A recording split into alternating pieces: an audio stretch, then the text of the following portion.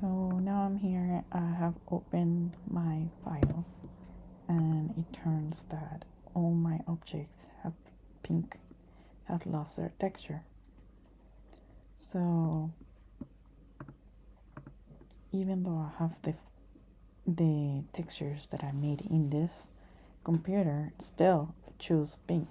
So to solve this problem, you can go into file. Well, don't have to be selecting anything.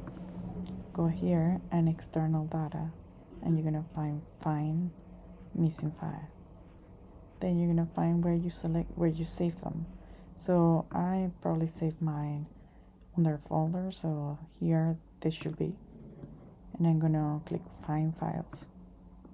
And then that's the files. I don't have to be clicking specifics. I'm just gonna select, or you can just select all of them or either one. But I am just finding the missing file.